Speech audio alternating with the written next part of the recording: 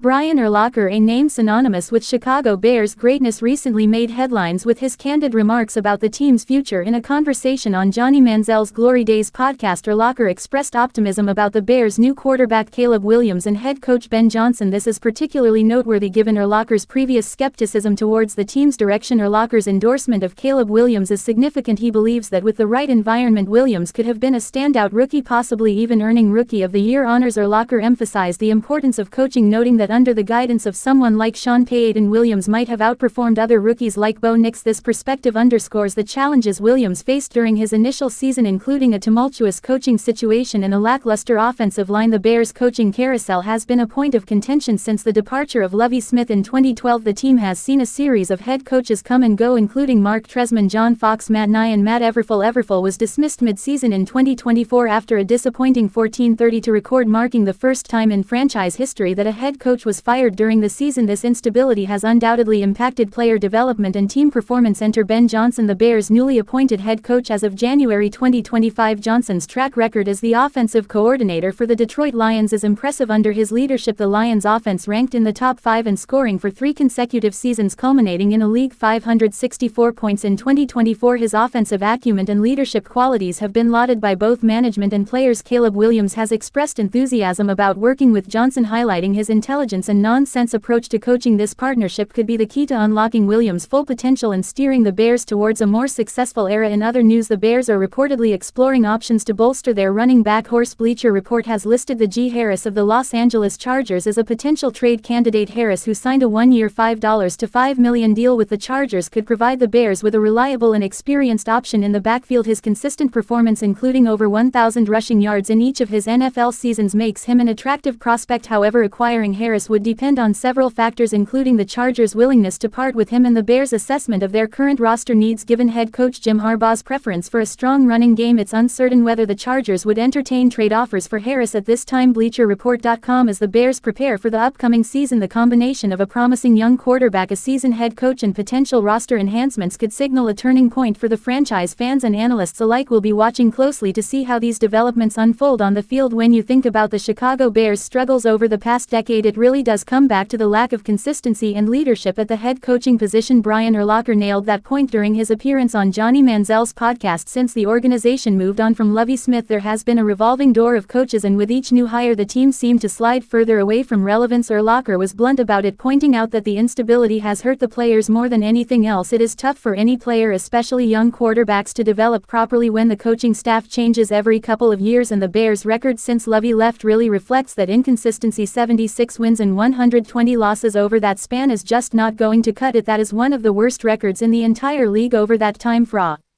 command of the room, and when he doesn't, Locker saw it firsthand, going from the leadership of Lovie Smith to the confusion under Tresman. The contrast was night and day. Lovie was a leader, Tresman not so much. When you look at the Bears' history post-LOI, it really does read like a cautionary tale for how not to handle head coaching hires. Mark Tresman was gone after just 2 seasons. John Fox lasted 3 years and never really had the support of the front office. Matt Nye started strong with a 12-4 season but quickly fell off, especially when defenses figured out his offense. Then there was Matt Everfel, who honestly might go down as one of the worst head coaches the franchise has ever had, and that is saying something when you consider the full history of the Bears. That brings us back to Ben Johnson. He represents a new philosophy, a pivot towards offensive innovation, and if you are going to invest in a number 1 overall pick like Caleb Williams, you better give him a coach who can build an offense around his strengths. That is what Johnson did in Detroit, and that is what Bears fans are hoping he can replicate in Chicago. Urlacher seems to believe in the hire, and that is a good sign, but like Urlacher said, at the end of the day, none of the optimism matters if they cannot prove it on the field. On the topic of Caleb Williams, Urlacher's comment stood out for another reason. He mentioned that if Williams had been in a better situation last season, he could have been Rookie of the Year. That is high praise, especially considering how Jaden Daniels performed for Washington. Daniels had one of the best rookie seasons for a quarterback in recent memory, and yet Urlacher still believes Caleb had that kind of potential if the circumstances had been different. He even suggested that with someone like Sean Payton coaching him, Caleb might have outperformed Bo Nix. That is the kind of belief that gives fans hope, especially knowing that Urlacher is not one to dish out compliments lightly. But the conversation was not just about the quarterback or the coach, or Locker touched on the broader culture issues within the Bears organization. Over the past decade, consistency has been lacking, not just with head coaches but with the entire coaching infrastructure: offensive coordinators, defensive coordinators, play callers. There has been constant turnover. Locker believes that is one of the biggest reasons why the team has failed to develop players effectively. Having a young quarterback is one thing, but without a stable system and clear leadership, it is almost impossible to maximize that talent. That is why the Ben Johnson hire feels so pivotal. Johnson has a reputation for being detail-oriented, creative, and most importantly, a leader who can command a room. That is something the Bears have sorely missed. Locker mentioned that first impressions matter, referencing how he and his teammates could immediately sense when a coach was not the right fit. The hope now is that Johnson's first impression with the players in the front office is a lasting and positive one. Beyond the coaching discussion, there was also talk about the Bears running back situation. Bleacher Report floated the idea that Najee Harris could be a trade candidate. Now this is pure speculation at this point, but it did raise some eyebrows. Harris signed a one-year deal with the Los Angeles Chargers this offseason, getting over $6 million guaranteed. Given that investment, it seems unlikely that the Chargers would move him before the season even starts, especially under Jim Harbaugh, who is known for favoring a strong running game. However, if circumstances change, say if a Marion Hampton emerges as a breakout star early in the season, there could be a scenario where Harris becomes available. Harbaugh has never been shy about riding a hot hand in the backfield, and if the Chargers feel they have enough depth with Hampton, Hassan Haskins, and others, maybe they would entertain offers for Harris later in the year. But for now, it seems L.